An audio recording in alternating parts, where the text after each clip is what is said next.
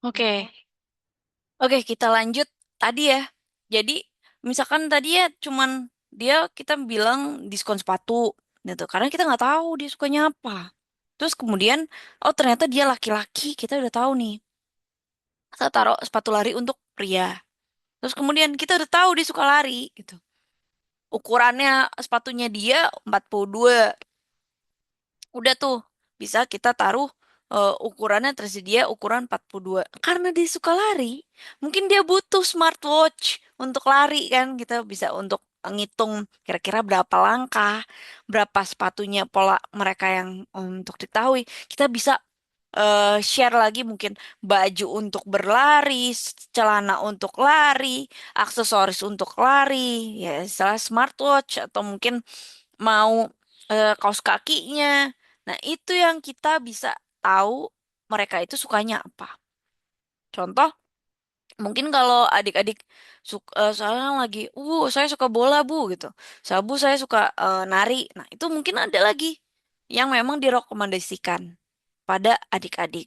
Nah, itu yang namanya hyper personalization. Jadi di mana adik-adik tahu nih untuk sepatunya gitu. Misalkan tadinya cuma mau jualan aja, udah tahu detailnya untuk kira-kira kita jualan ke dia apa lagi ya gitu. Lanjut, kita personalisasi yang berhasil dan versus yang menyeramkan. Nah, ini agak gimana ya gitu. Nah, biasanya CRM ini agak garis tipis-tipis gitu ya. Dari relevan yang menjadi intrusif atau menyeramkan. Contohnya, yang relevan ini memberikan solusi tepat saat dibutuhkan. Misalkan pengingat servis mobil karena sudah 5.000 kilometer gitu ya. Biasanya kalau adik-adik habis servis di mungkin perusahaan agak besar, Honda atau Yamaha, tuh mereka ngingetin tuh udah udah 1.000 kilometer nih kok belum ganti oli gitu misalkan. Dan itu yang menyeramkan adalah menunjukkan bahwa Anda tahu terlalu banyak data pribadi. Nah, ini tidak su yang tidak pernah diberikan pelanggan secara sukarela. Ini yang masuknya istilahnya privacy ya. Nah, ini yang agak kita sebagai customer relationship management ini, walaupun kita tahu banyak tentang si customernya, tapi karena kita terlalu tahu banyak datanya mereka, itu sangat-sangat mereka, ih, kok dia tahu ya saya lagi pengen ini saya disadap atau gimana gitu, misalkan seperti itu. Itu yang sekarang privacy ya, data privacy. Jadi masuknya data pribadi. Nah, itu yang memang kita agak bingung karena ada garis tipis nih antara si pelanggan yang kita tahu dia belinya apa sama pelanggan yang kok dia tahu saya lagi pengen ini gitu. Itu yang memang eh, bisa yang berhasil, bisa juga yang mereka anggap ih nggak datanya bocor nih tentang saya. Nah, itu yang kalau adik-adik punya bank, adik-adik pakai bank apa ya? Kalau boleh tahu, saya untuk bayar kuliah pakai bank atau transfer cash. Primo, Ah, Pilo, bank apa? BRI Brimo, Bu. BRI, Brimo BRI, Bu. Brimo. BRI. Oh iya. Iya, iya. Nah, kalau adik-adik pernah ditelepon orang tidak dikenal sebanyak itu? Nih, saya penipu semua adik-adik. Benar-benar sebanyak ini, gitu. Bisa dilihat ya. Ini data bocor dari bank. Itu saya cek bank TikTok. Hmm, bank sama TikTok. Saya baru masukin itu TikTok Shop penipuan. Nah, itu yang saya bingung gitu. Padahal kita nggak ngasih data, tapi datanya mereka bocor gitu. Saya banknya banyaknya bank BCA adik-adik. Nah, itu yang memang kita bisa lihat ya. Yang suka rela. Waktu itu saya masih angkat gitu. Dia nawarin asuransi, saya untung, iyain terus kayak apaan sih gitu. Saya gituin. Tadi saya kayak kesadap gitu. Apaan iya? Kalau kita bilang iya, itu nanti kita akan diambil eh setiap bulannya lumayan besar. Tuh, jadi iya apa nih? Nggak ada kubu, nggak ada ini gitu. Iya, mereka akan merekam dan ngambil dana kita setiap bulannya. Nah, itu yang harus hati-hati gitu. Nah, data pribadi kita udah bocor. Bahkan saya nih berisik banget kadang. Saya silent aja. Kadang ada yang mau nelfon juga. Kok nggak diituin? Udah pakai di WA aja. Kalau di WA saya angkat. Kalau di nelfon enggak deh. WA kan saya cek lagi pakai sebenarnya itu privacy juga ya kalau kita lihat adik-adik juga pakai get kontak gitu. Itu kita bisa lihat ini penipu apa enggak gitu. Ini orang bener apa enggak? Kadang saya langsung kayak, oh iya, ini penipu, ini enggak. Saya cek dulu gitu. Nah itu yang memang mengerikan gitu ya. Tapi kita sebagai customer relationship management gitu ya, kita masuk ke dalam suatu untuk lihat pelanggan butuhnya apa, mau nggak mau kita harus tahu, kita harus kumpulin data data mereka. Tapi jangan sampai kayak gitu gitu. Jadi disalahgunakan. Bahkan adik-adik harus hati-hati ya. Jadi ketika lamaran kerja, LK ya, lamar kerja, nanti kan ada sebar-sebar data tuh ke berbagai perusahaan. Adik-adik sebelum sebar ini, data yang nanti diminta, biasanya ngisi-ngisi data. Adik-adik, saran saya adalah nggak usah dikasih dulu pas awal-awal, nggak usah ngisi dulu. Biasanya ngisi tapi nggak full. Kayak KTP, kakak, gitu. Itu harus hati-hati karena data rekam pribadi. Saya pun jujur agak bodoh gitu. Bahkan ada nama ibu kandung gitu ya. Itu yang harus kita hati-hati sampai nomor teleponnya. Ibu saya jadi kena waktu itu zaman zaman nyari kerja baru gitu. Ibu saya kena telepon gitu, kira saya gitu. Nah, itu yang mereka ambil datanya, mereka tahu semua gitu. Data anak ibu yang namanya ini gitu. Nah, itu harus hati-hati ketika saya nggak tahu nih HR-nya ini nyebar apa enggak, tapi itu banyak data yang memang bocor. Jadi adik-adik harus hati-hati memilah untuk data-data tersebut ketika pengisian.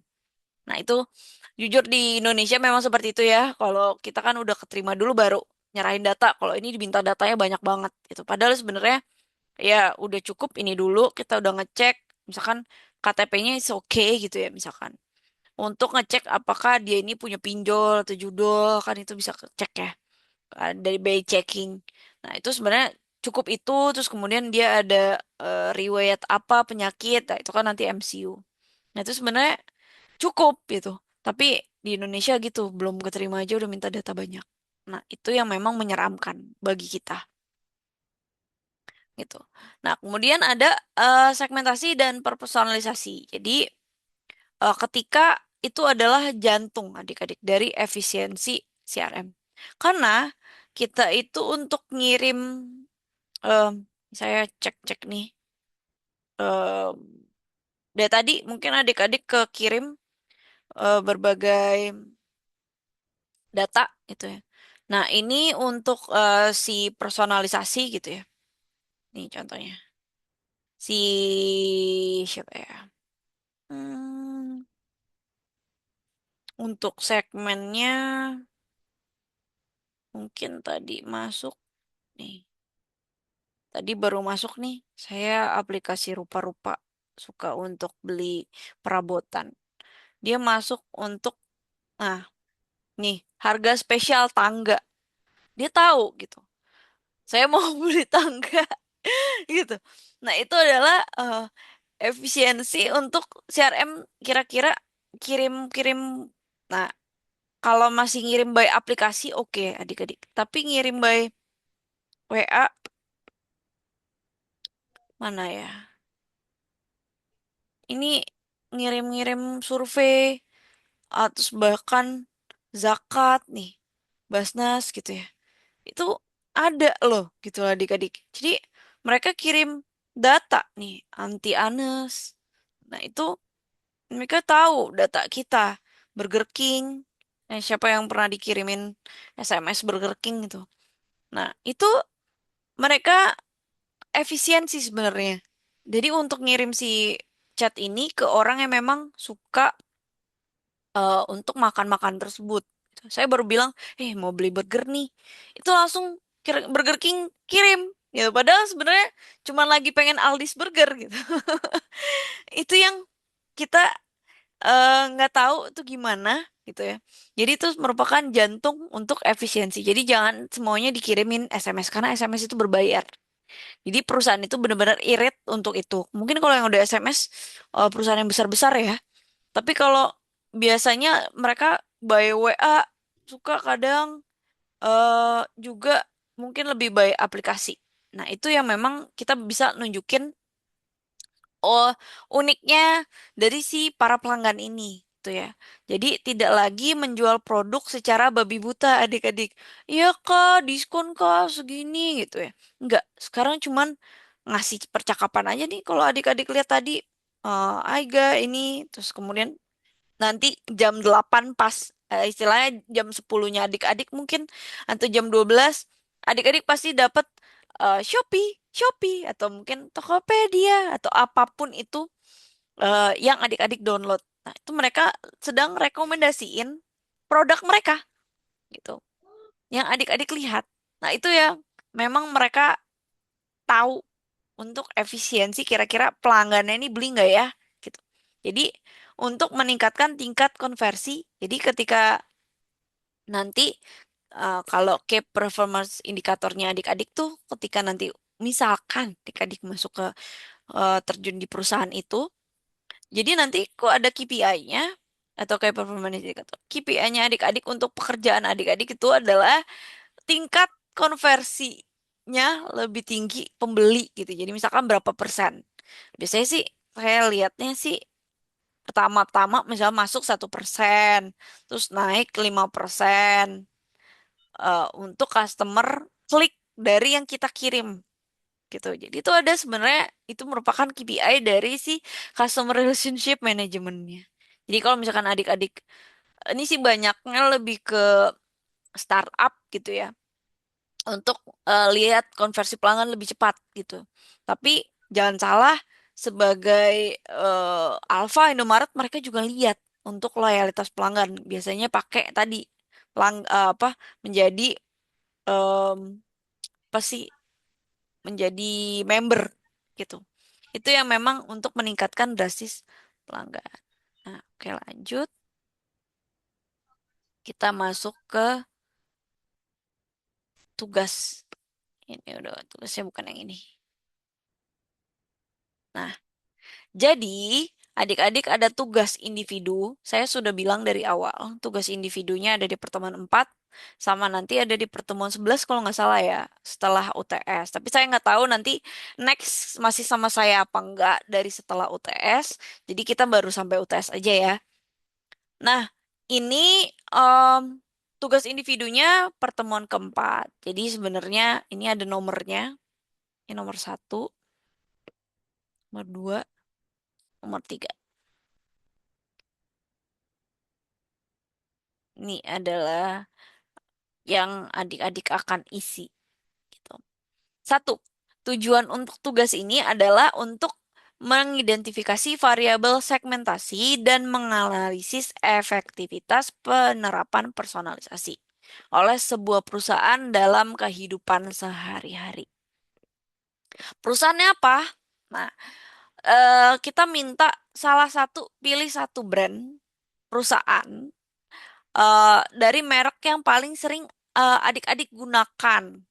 Nah, contohnya misalkan Shopee, Tokopedia, Netflix, Spotify, atau sebuah merek retail fashion. Atau mungkin ada yang adik-adik sering gunakan lah mereknya apa gitu. Nah, adik-adik bisa lihat, cek satu brand tersebut, pilih gitu ya. Pilih brandnya, jangan sampai kelihatan apa sih istilahnya sama persis ya. Saya kalau sama persis biasanya nilainya saya kurangin jauh. Bisa-bisa jangan nyontek satu sama lain gitu ya. Jadi adik-adik bisa kerjakan bahkan bisa bareng sama entah ChatGPT atau AI lain Gemini gitu atau Cloud. Nah, itu bisa tanya-tanya ke mereka sebenarnya tentang merek brand ini gitu. Jadi kira-kira adik-adik pilih brand yang mana. Nah, kemudian adik-adik identifikasi kira-kira segmentasinya untuk si produk ini, pelompokan mereka tuh seperti apa gitu. Nah, berdasarkan 4 kategori yang tadi kita sudah jelaskan. Demografis, usia, jenis kelamin, pendapatan, geografis kira-kira di lokasi target mereka. Misalkan adik-adik tahu mereknya, merek yang cuman ada di Ambon gitu. Nah, itu kan berarti dari segi geografis aja mereka targetnya cuman ada di Ambon aja gitu. Atau mungkin lokasi target mereka Shopee. Shopee kan ada di Singapura, ada di Malaysia. Adik-adik bisa detail cari datanya mereka itu ada di mana. Bisa pakai website mereka. Mereka ada di mana aja sih? Ini berarti target lokasi mereka di mana aja. Nah, kemudian psikografis. Ini bisa sebenarnya nanya di AI, mereka bisa jawab tentang pilih satu brand dari perusahaan yang adik-adik atau jasa atau produknya yang adik-adik pilih. Kira-kira identifikasi dong segmentasi mereka. Nah, itu si AI sebenarnya udah bisa ngelacak. Bahkan yang menurut saya lebih bagus Gemini ketika itu Google ya. Mereka ngelacak kira-kira si customer ini siapa. Nah, itu bisa terlihat dari mungkin nyambung antara Google Maps dengan Google yang search itu bisa nyambung gitu ya. Nah, untuk menurut saya untuk CRM bagusnya Gemini gitu. Nah, itu nanti adik-adik bisa lihat cek gaya hidupnya mereka, kira-kira nilai apa yang mereka sasar. Nah, itu bisa dicek lagi dari suatu brand yang adik-adik pilih. Sebenarnya sih enaknya karena ini ada 32 merek eh, perusahaan. Ini ada berapa? Ada 32 peserta. Enaknya kita ada 32 merek, jangan sampai sama gitu ya. Untuk untuk produknya. Jadi adik-adik bisa pilih nanti. Nah, kemudian eh perilaku behavioral. Jadi gimana polanya mereka dari frekuensi, loyalitas atau minat spesifik dari mereka sendiri.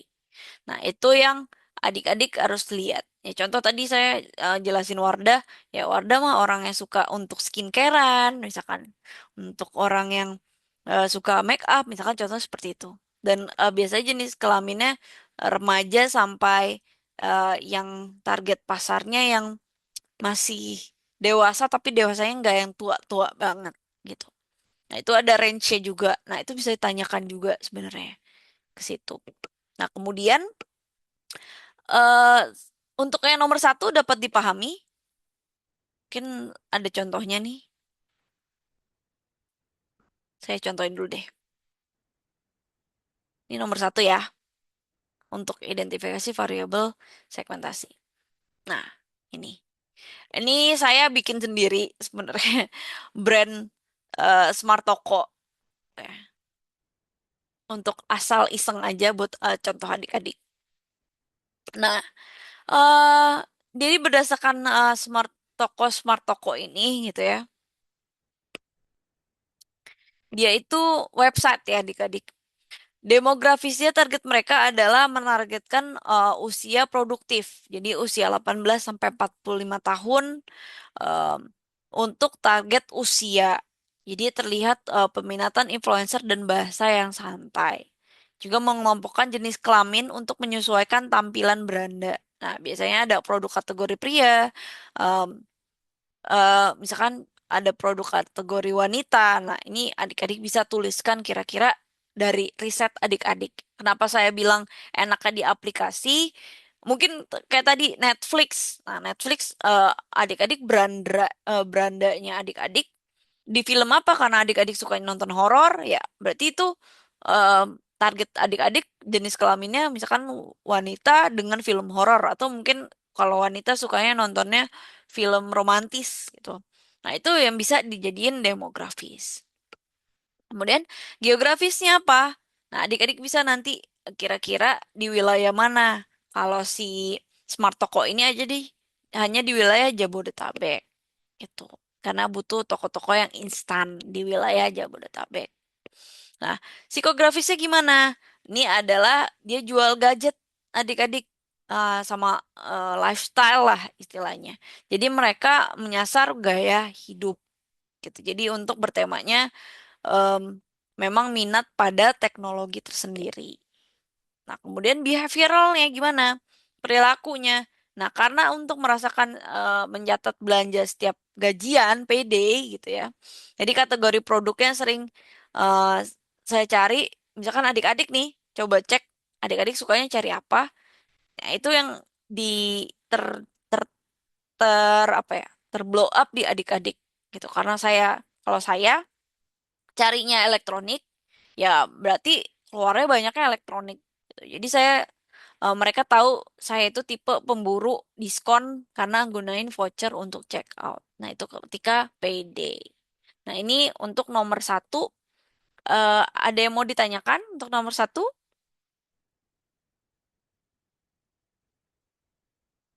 Jadi nanti adik-adik jelasin aja, pilih suatu brand yang adik-adik suka pakai, aplikasi.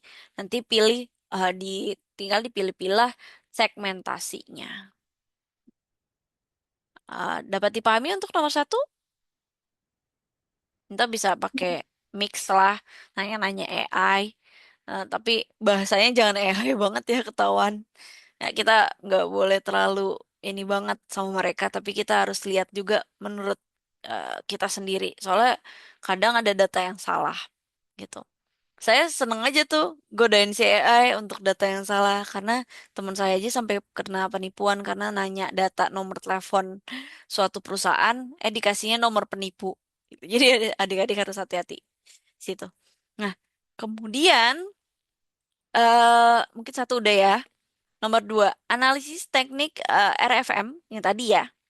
Untuk resensi, frekuensi, dan monetary. Jadi bayangkan, misalkan adik-adik itu manajer CRM di perusahaan itu yang adik-adik pilih. Gitu kan. Nanti mungkin adik-adik sukanya pakai apa, adik-adik tahu banget nih produk ini gitu ya. Tahu banget website mereka atau mereka di TikTok, mereka live atau apapun itu. eh, Adik-adik bayangin ketika ada satu contoh, misalkan promo berbeda dari kategori pelanggan tersebut gitu ya, yang pelanggan champion atau yang pelanggan at risk gitu ya, baru saja belanja gitu ya. Tadi bayangkan kira-kira contoh promo yang diberikan untuk si champion, berikan satu contoh dan berikan satu contoh promo yang diberikan untuk pelanggan yang at risk. Jadi adik-adik kasih satu contoh untuk champion sama at-risk satu-satu. Nah, di sini adik-adik bisa lihat, saya berikan contoh untuk nomor dua. Nah, misalkan ini salah satu contoh ya. Em, untuk champion, gitu ya, misalkan saya sebagai manajernya si contoh ya, Smart Toko ini. Nah, strateginya adalah priority pass, di mana pelanggan mengategorikan akses 2 jam lebih awal dari flash sale. Jadi kita udah bisa antri nih khusus untuk tanpa bot. Jadi agar loyalitas pelanggan tetap naik. Bisa kita kasih, promo nih, lagi flash sale terbesar, bisa antri nih, antrian gitu. Atau strategi yang lainnya. Adik-adik bisa sambil baca-baca kok. Kira-kira strateginya apa nih untuk si champion ini? Nah, adik-adik pilih satu aja, nggak usah pilih yang lainnya. Nah, jadi ini contoh satu-satu ya. Sebenarnya banyak strategi-strategi untuk si champion ini, tapi saya pilihnya yang priority pass. Jadi untuk akses si pelanggan ini bisa dapat lebih awal ketika flash sale. Nah, contohnya lagi untuk pelanggan at risk gitu ya. Saya kasih strateginya untuk We Miss You gitu ya. Dimana kasih voucher untuk reaktivasi. Jadi We Miss You nih untuk potongan biasanya dapat diskon 50%. Nah, itu urgensi untuk mereka dapat kembali bertransaksi di aplikasi kita. Gitu. Itu adalah salah satu contohnya. Jadi adik-adik bisa nih untuk coba em, bikin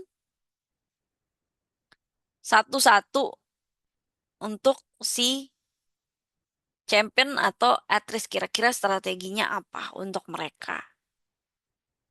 Ini nomor dua. Untuk nomor dua dapat dipahami?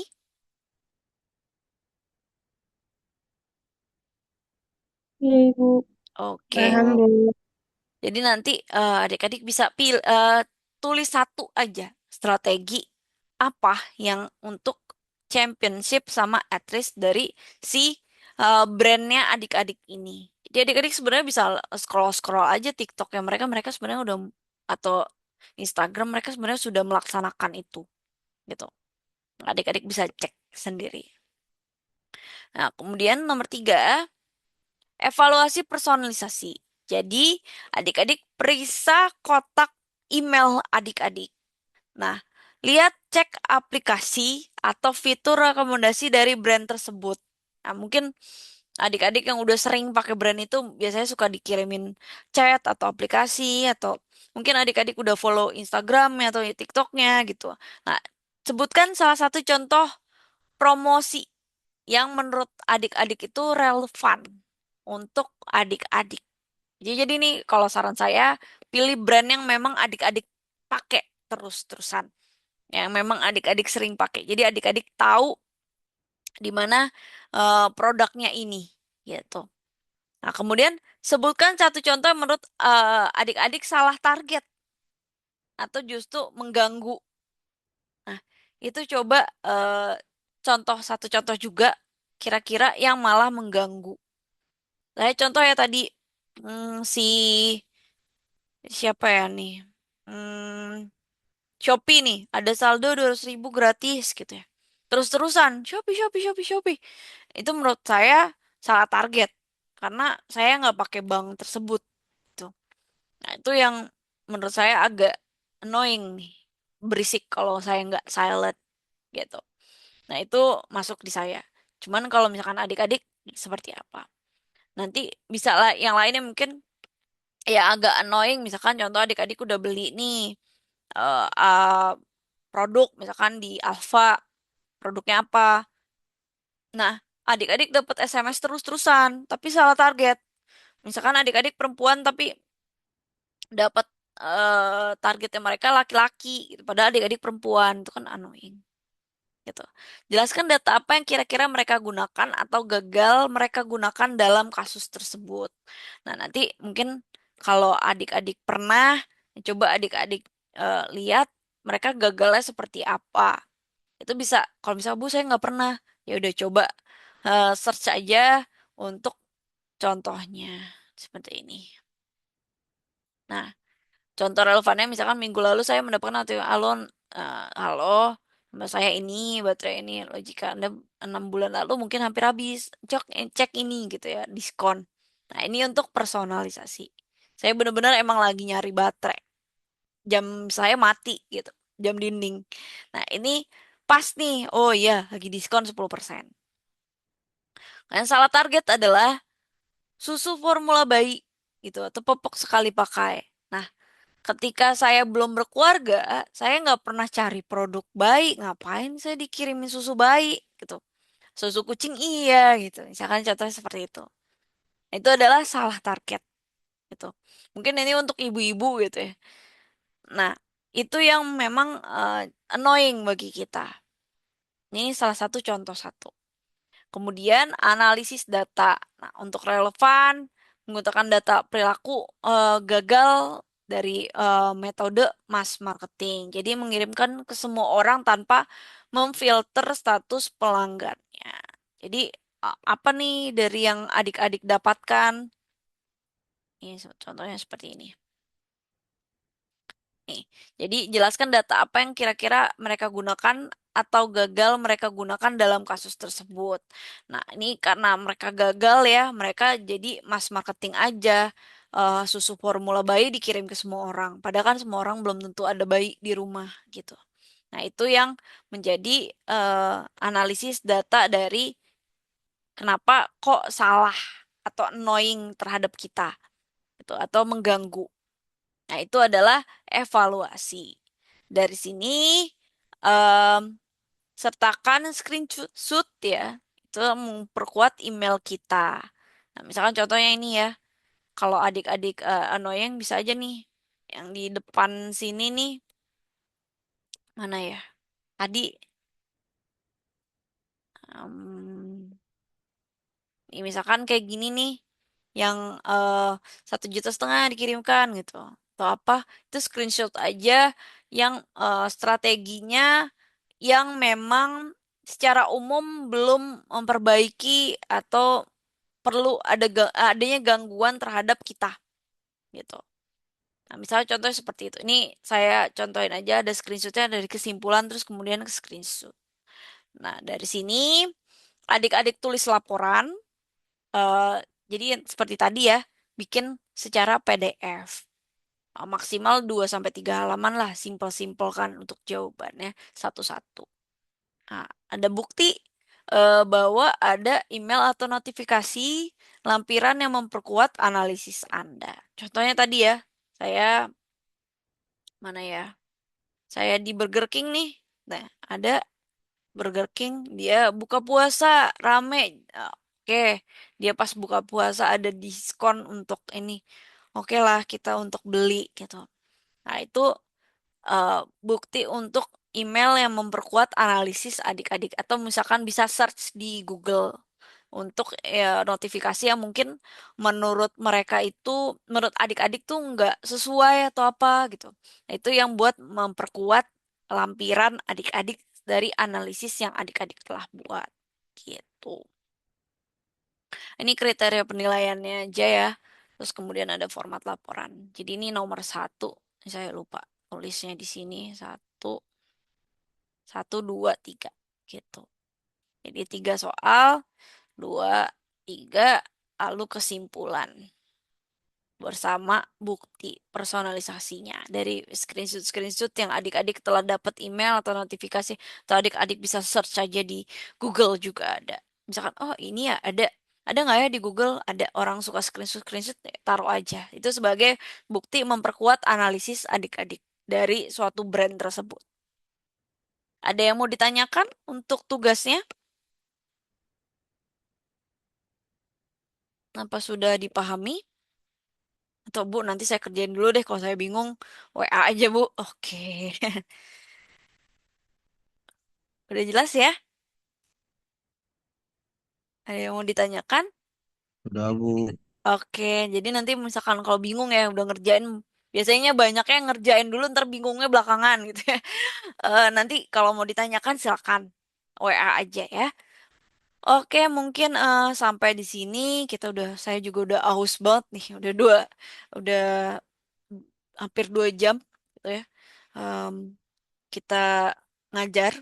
Nah, itu mungkin 1 jam lebih ya saya ngomong-ngomong job-job terus. Em, nah, ini mungkin adik-adik bisa kerjakan. Nah, jangan lupa adik-adik cek lagi untuk kehadiran materinya di-download gitu. Mungkin kalau Fitcon kalau yang tadi telat masuk lebih dari 20 menit tuh nggak ke deteksi hadir ya. Dan tugasnya dikumpulkan. Deadline-nya 12 Mei pukul 11 malam. Oke? Mungkin sampai di sini saya tutup pertemuan hari ini. Sampai jumpa minggu depan. Assalamualaikum warahmatullahi wabarakatuh. Terima kasih adik-adik. Waalaikumsalam. Waalaikumsalam warahmatullahi wabarakatuh. Waalaikumsalam. Terima kasih, Terima Bu. kasih, Bu. Ya, Bu. Terima kasih, sama-sama. Bu.